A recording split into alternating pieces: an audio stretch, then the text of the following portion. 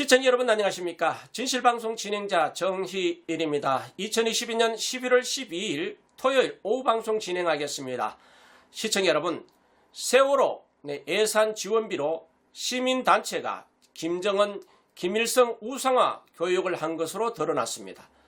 정부와 경기도가 세월호 희생자 추모와 유족 지원 등을 위해 지급한 세월호 피해 지원비 일부가 지난 6년간 북한 김정은 신년사 학습 세미나를 개최하고 일부 시민단체의 외유성 출장비로 지원이 되었다고 합니다.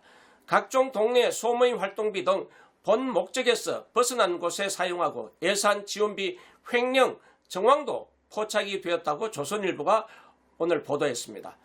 세월호 참사로 희생된 단원고 학생 유족들의 거주지인 경기도 안산시는 세월호 특별법에 따라 지난 2017년부터 올해까지 6년 동안 매년 10억에서 20억 원씩 정부와 경기도로부터 총 사업비 명목으로 110억 원의 세월호 피해 지원 사업비를 받아냈다고 합니다.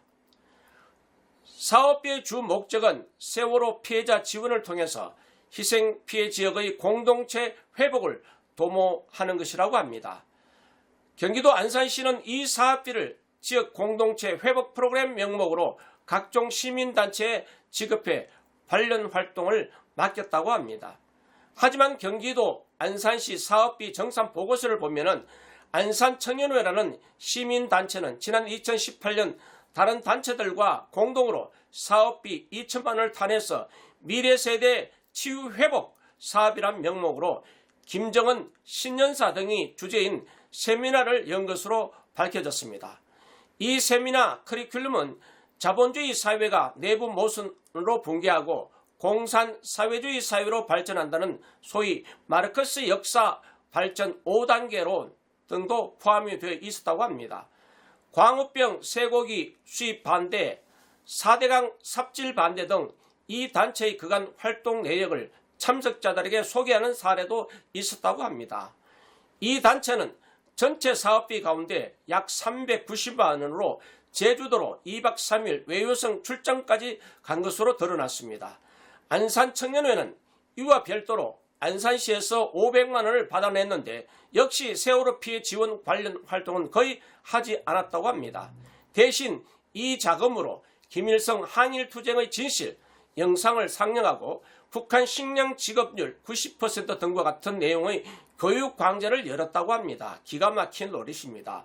지역 대학생이나 시민이 대상인 이 강좌의 참고 서적은 수령국가, 사상강국, 북한의 선군사상, 세습은 없다, 주체의 후계자와의 대화 등이었다고 합니다.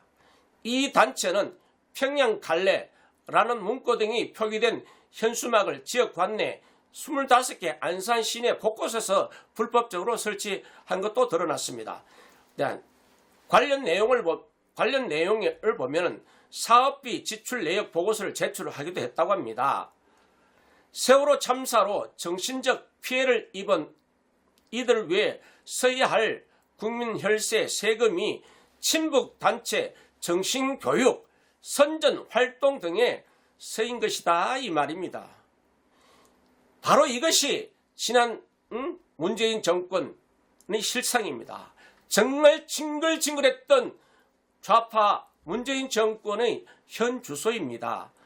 인터넷에 검색도 되지 않는 소규모 단체들이 무려 1,000만 원에서 많게는 4천만 원의 세월호 사업비를 받아내서 다과 활동을 하거나 전국 각지를 수차례 여행한 사례도 파악이 되었다고 보도하고 있습니다.